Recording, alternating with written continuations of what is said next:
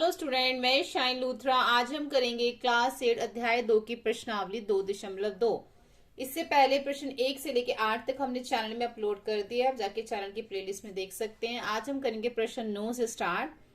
प्रश्न 9 है, राहुल और हारून की वर्तमान आयु में अनुपात 5:7 है। यानी कि जो राहुल और हारून की आयु है वो 5:7 है। अगर राहुल 5 है तो हारून 7 है, इस तरीके से है। ठीक है। 4 वर्ष बाद उनकी आयु का योग 56 वर्ष हो जाएगा। उनकी वर्तमान आयु क्या, यानी कि 4 वर्ष के बाद अगर उन दोनों की आयु को जमा करेंगे तो दोनों मिला के 56 वर्ष होगी। तो मान लेते हैं कि राहुल की जो वर्तमान आयु है 5x है और हारून की वर्तमान आयु 7x है। 4 वर्ष के बाद क्या होगा, 5x में 4 जमा कर दो और यहाँ पे भी 4 वर्ष के बाद यहाँ पे 7x में 4 जमा कर दो, 4 साल बाद। तो यहाँ प्रश्नानुसार 5x दोनों का योग क्या होगा, 56 होगा। तो दोनों का योग होगा 56। 5x जमा 4 जमा 7x जमा 4 बराबर होगा 56 के। अब हम क्या करेंगे, ब्रैकेट ओपन कर लेंगे। 5x जमा 4 7x जमा 4 x वाले को दोनों को जमा कर देंगे। 5 और 7 12x, 4 और 4 8 हो जाएगा बराबर 56। तो 12x और 8, ठीक है। तो यहाँ पे हम क्या करेंगे, यहाँ पे ये जमा हो रहा है, इधर आके क्या हो जाएगा, इसमें से घट जाएगा। 56 में से 8 गए 48। 12 और x आपस में गुणा हो रहे हैं, इधर आके क्या हो जाएगा, भाग। 48 बटा में 12। तो 12 को आप सीधा भी काट सकते हो और या फिर आप इसको काट लो, आपका कट जाएगा। ये कौन से टेबल से जा सकता है, ये आपके 2 के टेबल से भी जा सकता है और 6 के टेबल से भी जा सकता है। ठीक है। 6 दूनी 12 और 6 अट्ठे 48, फिर 2 एकम 2, 2 चौक 8 आ जाएगा।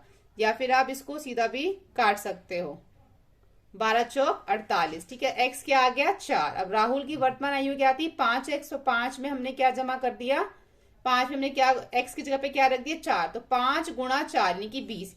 यानी कि जो अभी जो राहुल की वर्तमान आयु है वो है 20 वर्ष हो गई, क्योंकि हमने x निकाल लिया, x के जगह पे 4 रख दिया, दोनों को गुणा कर दिया। ऐसे ही जो हारून की वर्तमान आयु है वो हमारी क्या हो जाएगी, 7x। उसमें हम क्या करेंगे, x की जगह रख देंगे 4, तो 7 चौक 28। और हारून की जो अभी आयु है वो 28 है। ठीक है। तो ये हो गया 20 और 28, यानी कि जो राहुल की वर्तमान आयु अभी 20 है और हारून की वर्तमान आयु अभी 28 है। ठीक है। तो यहाँ पर हमें इसकी वर्तमान आयु निकालने के लिए ही बोला गया था। ठीक है। यहाँ पे प्रश्न में था ना कि उनकी वर्तमान आयु क्या है।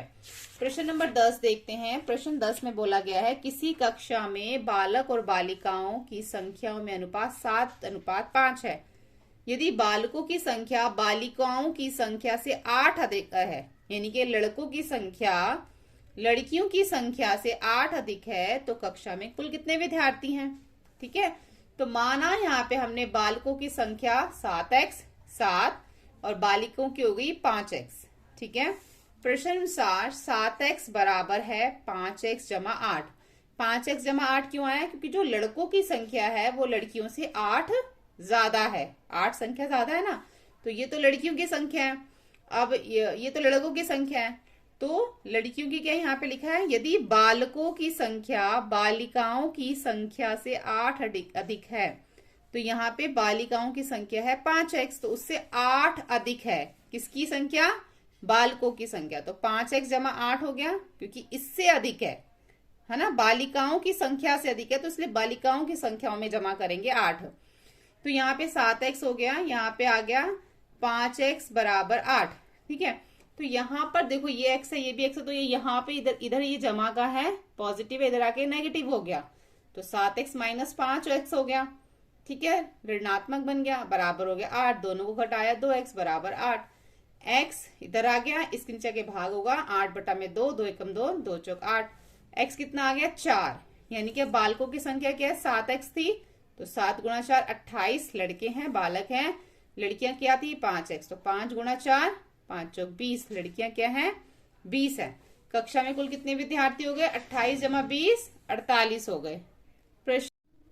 प्रश्न 11 देखेंगे। बाइंचुक के पिताजी उसके दादाजी से 26 वर्ष छोटे हैं, यानी कि जो बाइंचुक के पिताजी हैं उसके दादाजी से 26 साल, पिताजी कितने छोटे हैं, दादाजी से 26 साल छोटे हैं और उससे 29 वर्ष बड़े हैं। ठीक है।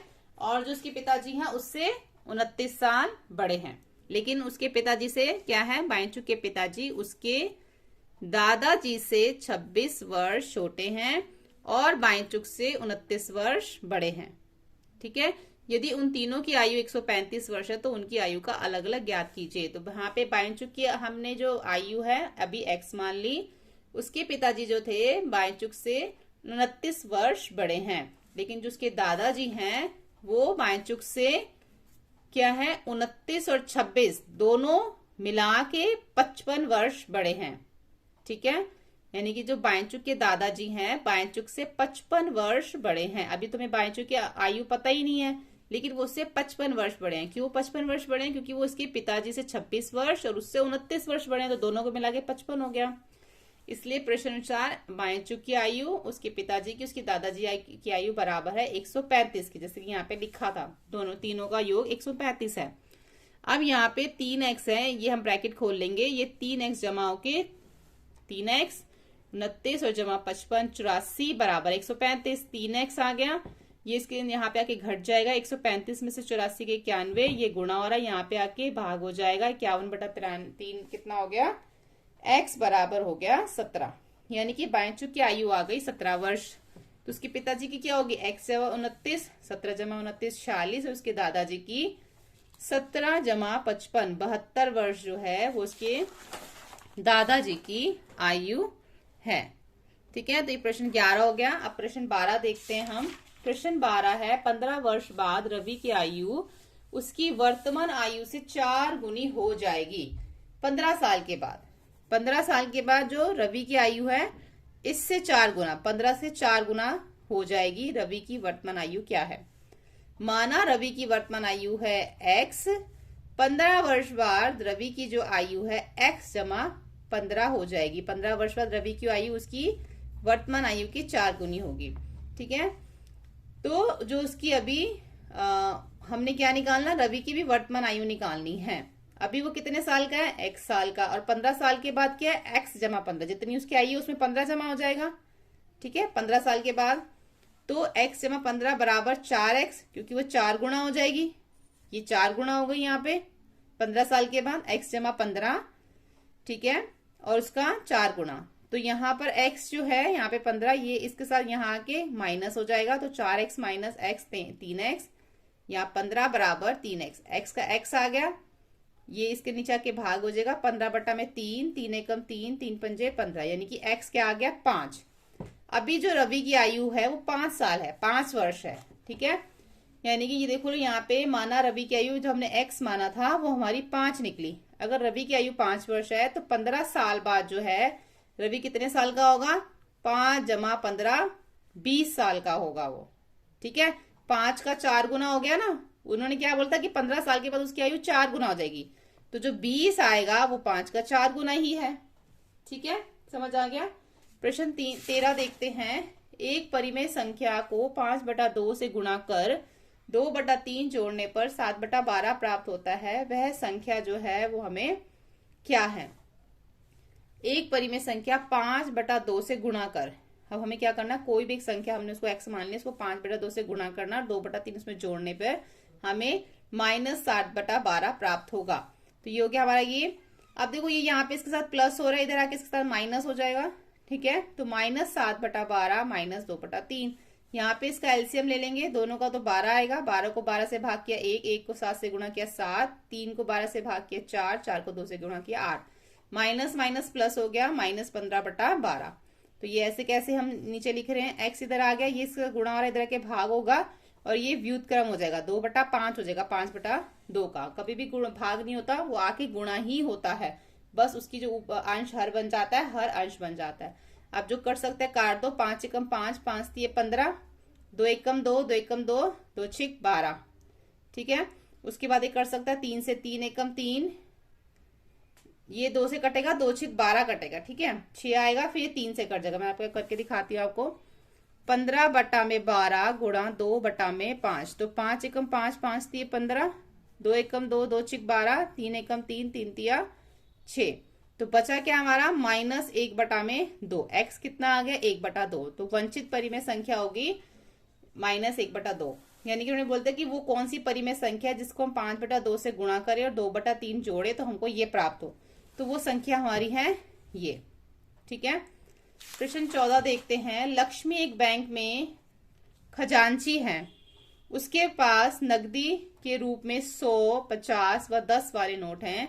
उनकी संख्याओं में क्रमशः 2:3, 3:5 का अनुपात है और उनका कुल मूल्य 4 लाख है। उसके पास प्रत्येक प्रकार के कितने कितने नोट हैं? तो 2, 3 और 5 है ना, तो नोट क्या है? 100, 50 और 10 के। तो मान लेते हैं कि जो 100 रुपए के नोट है वो 2x हो गए, 50 रुपए के 3x और 10 रुपए के 5x हो गए। तो 100 रुपए के नोट जो 2x नोटों का नाम है, मानते हैं हम इसको, मान जो है उनका 100 गुणा में 2x यानी कि 200 गुणा x हो गया। 50 रुपए में 3x नोटों का मान हो गया 50 गुणा 3x यानी कि 150x हो गया। और 10 रुपए में 5x के नोटों का मान हो गया 10 गुणा में 5, 50x हो गया। प्रश्न अनुसार तीनों को जमा करेंगे, 200x, 150x और 50x। कितना बराबर किसके था? वो 4 लाख के था। ठीक है, तो तीनों को जमा किया, 400x हो गया बराबर 4 लाख। x हमारा जो गुणा हो रहा है इधर आके इसके साथ भाग हो जाएगा, x इधर हो गया, इसको काटेंगे 2 0 से 2 0 कट जाएंगी, 4 एकम 4, कितना आ गया? 1000। तो x हमारा निकला 1000। अब हम देखते हैं अगर 100 रुपए के नोटों की संख्या 2x थी तो 2 को 1000 से गुणा करेंगे तो 2000 जो है वो 100 के नोट है। ठीक है, 50 रुपए के कितने नोट हैं? 3x, 3 को 1000 से गुणा किया, 3000 जो है 50 रुपए के नोट हैं। और इसी तरीके से 5000 जो है वो 10 रुपए के नोट हैं। ठीक है, 100 रुपए के नोट कितने हैं? 2000, 50 रुपए के नोट 3000 और 10 रुपए के 5000 नोट है, जिसको मिला के बनता है 4 लाख रुपया। ठीक है, तो ये हो गया हमारा प्रश्न नंबर 14। प्रश्न नंबर 15 देखते हैं। मेरे पास रुपए 300 मूल्य है, रुपए 1, 2 और 5 वाले सिक्के हैं। 2 वाले सिक्कों की संख्या 5 वाले सिक्कों की संख्या की तिगुनी है। अब इसके पास 300 रुपए है, लेकिन वो नोट में नहीं है, सिक्कों में है। 1 रुपए का सिक्का है, 2 का और 5 रुपए का। जो उसके पास 2 रुपए वाला सिक्का है वो 5 रुपए वाले सिक्के से 3 गुना है और सिक्कों की कुल संख्या 160 है। मेरे पास प्रत्येक प्रकार के कितने कितने सिक्के हैं बताने हैं, और कुल कितने यहाँ पे संख्या सिक्कों की? 160 रुपए, 160 सिक्के हैं टोटल। मान लेते हैं कि 5 रुपए सिक्कों की संख्या हो गई x, 2 रुपए सिक्कों की संख्या हो गई 3x, क्योंकि वो 5 से 3 गुना ज्यादा थे। ठीक है, इसलिए 3x। 1 रुपए सिक्कों की संख्या क्या है यहाँ पे? 60 माइनस x माइनस 3x, क्योंकि यहाँ पे हमें 1 रुपए सिक्के की संख्या नहीं दे रखी। तो जितने 5 रुपए के सिक्के हैं और जो 3 रुपए के 2 रुपए के सिक्के हैं, उन दोनों को जमा करके 160 में से माइनस कर लेंगे तो हमें पता चल जाएगा कि 1 रुपए के कितने सिक्के हैं। दोनों को जमा करेंगे तो 4x और 160 में से हम इसको आगे माइनस करेंगे। ठीक है, यहाँ ये मान लो अभी 1 रुपए के सिक्के की संख्या है। ठीक है, 5 रुपए के सिक्कों का मान निकालने के लिए 5 गुणा x बराबर 5x, 2 रुपए के सिक्कों का मान निकालने के लिए 2 गुणा 3x बराबर 6x। ठीक है, और 1 रुपए का सिक्के का मान निकालने के लिए 1 गुणा जो हमारा ये 160 माइनस 4x था, क्योंकि 1 रुपए के सिक्के की संख्या अभी हमने ये मानी है। ये 2 रुपए के सिक्कों की संख्या ये 5 रुपए की, तो इसको हम 1 रुपए का सिक्का तो 1 से इसको गुणा करेंगे तो सेम वही आ जाएगा। अब प्रश्न अनुसार देखिए सबको प्लस करके 5x, 6x और ये हमारा पूरा का पूरा 1 रुपए के सिक्के हैं, बराबर 300 सिक्के हैं। ठीक है, तो 5 और 6 को जमा किया 7x, 160 माइनस 4x। ठीक है, ये जो है हमारा 5 और 6, देखो ये भी x है, ये भी x और ये भी x है, तो 6 और 5 को जमा किया 11, 11 में से 4 को घटाया 7x। ठीक है, तीनों x हो गए, बराबर प्लस है 160 बराबर 300। 7x हमारा इधर आ गया, ये इसका जमा हो रहा है, इधर आके घट गया। 300 में से 160 को माइनस किया 140, 7x इस यहाँ पे इसमें जगह भाग हो जाएगा, काटेंगे तो 20 x, यानी कि जो x आ गया हमारा 20, यानी कि 5 रुपए जो सिक्कों की संख्या थी वो है 20। 5 रुपए के सिक्के कितने हैं? 20 सिक्के हैं 5 रुपए के। 2 रुपए के कितने थे? 5 से 3 गुना ज्यादा थे, तो 3x यानी कि 3 गुणा 20, 60 सिक्के जो हैं वो 2 रुपए के। और 1 रुपए के सिक्के कितने थे? 160 माइनस 4x, तो 160 माइनस 4 का 4, x की जगह 20, 20 चौक 80, 160 में से 80 को घटाया तो 80 सिक्के जो हैं वो 1 रुपए के थे। ठीक है, तो ये हो गया हमारा प्रश्न 15। आखिरी प्रश्न हम इसका देखते हैं। एक निबंध प्रतियोगिता में आयोजक ने तय किया कि प्रत्येक विजेता को 100 रुपए और विजेता को छोड़ प्रत्येक प्रतिभागी को 25 रुपए 25 के रूप में दिए गए जाएंगे। देखो दोबारा देखो, एक निबंध प्रतियोगिता में आयोजकों ने तय किया कि जो वहां के जो टीचर्स वगैरह कह लो या फिर जो वहां पे देखने आए, वो वहां पे जो मेन थे, उन्होंने डिसाइड किया कि जो भी जीतेगा उसको हम 100 रुपए 100 देंगे प्रत्येक विजेता को, और विजेता को छोड़ जो विजेता नहीं होगा और जिसने भी भाग लिया होगा उसको 25 रुपए पुरस्कार में दिए जाएंगे। यदि पुरस्कारों में बाटी की राशि, अगर मान लो 3000 रुपए बांटे हैं सभी बच्चों में मिला के, और टोटल जो थे बच्चे 63 बच्चों ने उस प्रतियोगिता में भाग लिया था, तो किस तरीके से जो पैसों को बांटा गया है, विजेताओं की संख्या निकालनी है हमें कि कितने विजेता थे। ठीक है, प्रतिभा मतलब प्रतिभागी कितने बच्चे थे जिन्होंने बीच में भाग लिया था, वो तो बता दिए 63 बच्चों ने भाग लिया, लेकिन कितने बच्चे जो जीते थे और उनको पैसे मिले। मान लेते हैं कि विजेता संख्या x है और जो बाकी के थे 63 माइनस x, जो शेष प्रतिभागी थे। ठीक है, क्योंकि जितने बच्चे टोटल हैं उसमें से जो जीत गए हैं बाकी तो वही बचेंगे। विजेता x प्रतिभागियों की जो कुल संख्या है, जो उनको कुल राशि है, सॉरी, जो बच्चे जीतेंगे, जो x बच्चे हैं उनकी कुल राशि क्या है, 100 रुपए उनको मिलने थे, और हमने विजेता बच्चे माने हैं अभी x, तो 100 गुणा x कितना हो गया, 100x रुपए मान लेते हैं अभी हम। और जो जिन बच्चों ने भाग लिया था 63 माइनस x, उनको क्या मिलना था, 25 रुपए मिलने थे, गुणा 63 माइनस x, तो 25 को 63 से गुणा किया तो हमारा ये आ गया, 25 को x से गुणा किया तो 25x आ गया। ठीक है, प्रश्न अनुसार सबको भाग कर देंगे, 100x जमा हमारा ये, यानी कि जितने बच्चे हमारे जो हैं ये जीते हैं वो, और जितने बच्चों ने भाग लिया था ये वो बच्चे हैं, बराबर हैं 3000 रुपए।